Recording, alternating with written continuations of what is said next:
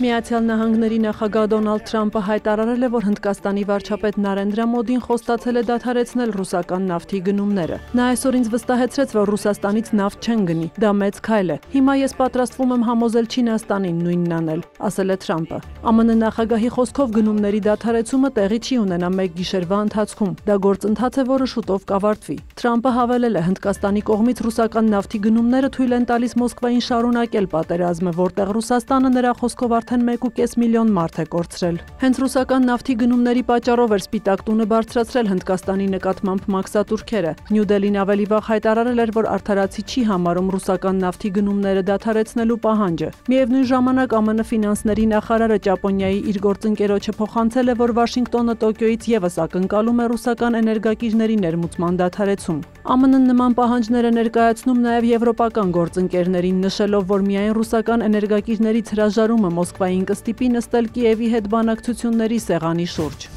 Ուկրաինական պատվիրակությունը նախագահի գրասենյակի ղեկավար Անդրիյ Երմակի գլխավորությամբ Վաշինգտոնում հանդիպում է անցկացրել ԱՄՆ պետքարտուղար Մարկո Ռուբիոյի հետ։ Կողմերը քննարկել են Ուկրաինայի եւ Եվրոպայի համար երկարաժամկետ անվտանգության ճարտարապետության տեսլականը եւ այն քայլերը, որոնք կարող են ստիպել Ռուսաստանին դադարեցնել պատերազմը։ Բացի այդ, քննարկվել է Վաշինգտոնում Միացյալ Նահանգների եւ Ուկրաինայի նախագահների առաջիկա հանդիպման նախապատրաստումը։ Դոնալդ Թրամփն իր հերթին հայտարարել է, որ Ուկրաինան ցանկանում է ռազմադաշտում անցնել Նրա խոսքով ԱՄՆ-ն պետք է որոշում ընդունի այդ առնչությամբ։ Հոկտեմբերի 17-ին Թրամփ-Զելենսկի հանդիպման օրակարգի գլխավոր թեմաներից մեկը լինելու է Կիևին հեռահար Թոմահոք հրթիռների հնարավոր մատակարարումը։ Այս ընթացքում Ռուսաստանը եւ Ուկրաինան շարունակում են փոխադարձ հարվածները։ Կիևում օդային տագնապի ազդանշաններ են հնչել, Պոլտավայում պայթյուններ են լսվել։ Նեժին քաղաքում անօդաչուների հարվածից բազմաբնակարան շենքում 1 մարդ է վիրավորվել։ Ռուսաստանն էլ հայտնել է շուրջ 50 ուկրաինական անօդաչու խոցելու մասին։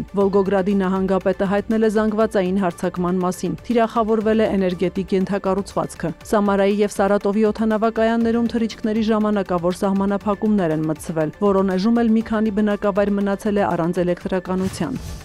Դոնալդ Թրամփը հաստատել է, որ կենտրոնական հետախուզական վարչությանը լիազորել է գաղտնի գործողություններ իրականացնել Վենեսուելայում։ Նա դրա համար 2 պատճառ է հայտնել։ Նախ Թրամփի պնդմամբ Վենեսուելան մեծ թվով բանտարկյալների է ազատ արձակում, որոնք ներթափանցում են Միացյալ Նահանգներ։ Իսկ երկրորդ պատճառն ըստ Սպիտակ տան ղեկավարի Վենեսուելայից ԱՄՆ թմրանյութերի հոսքն է։ Թրամփին նաև հարց են ուղղել, արդյոք նա լիազորել է ԿՀՎ-ին սպանել Վենեսուելայի նախագահ Նիկոլաս Մադուրոյին։ Իրականում այդ հարցն անհեթեթ չէ, բայց անհեթեթ կլիներ, եթե ես դրան պատասխանեի, ասել է ԱՄՆ նախագահը։ Թրամփի հայտարարությունը մեծ դժգոհություն է առաջացրել Վենեսուելայում։ Նախագահ Մադուրոն Դոնալդ Թրամփին կոչ է արել զերծ մնալ ԿՀՎ-ի միջոցով հեղաշրջում կազմակերպելու փորձերից։ Իսկ Վենեսուելայի արտգործնախարարությունն ԱՄՆ նախագահի հայտարարությունները որակել է ռազմատենչ, հավելելով նրա լիազորած գործողությունները միջազգային իրավունքի եւ ՄԱԿ-ի կանոնադրության կոպիտ խախտում են։ Իսրայելը եւ Համասը մարմինների փոխանակում են իրականացրել։ Պաղեստինյան շարժումն Իսրայելին է վերադարձրել եւս 2 պատանդի աճյուն, դրա դիմաց ստանալով 45 պաղեստինցու աճյուն։ Ընդհանուր առմամբ Համասն Իսրայելին է վերադարձրել 10 մարմին, նշելով, որ մնացածին վերադարձնելու համար հարկավոր են մեծ ջանքեր եւ հատուկ տեխնիկա։ Մինչ այս Համասը վերադարձրել էր ողջ մնացած բոլոր 20 պատանդներին, իսկ Իսրայելն ազատ էր արձակել մոտ 2000 պաղեստինցի բանտարկյալի։ Միևնույն ժամանակ հրադադարի հաստատումից հետո վերսկսվել է պաղեստինյան անկլավ հումանիտար օգնության մատակարարումը։ Ինչ վերաբերում է Համասի զինաթափմանը, Դոնալդ Թրամփը հայտարարել է, որ այդ գործում ամերիկացի զինվորականների անհրաժեշտությունը չի լինի, սակայն Վաշինգտոնը կօգնի Իսրայելին նման ջանքերում։ Թրամփի խոսքով ԱՄՆ-ն ցանկանում է, որ Համասը վայր դնի զենքերը որպես հրադադարի համաձայնագրի մի մաս։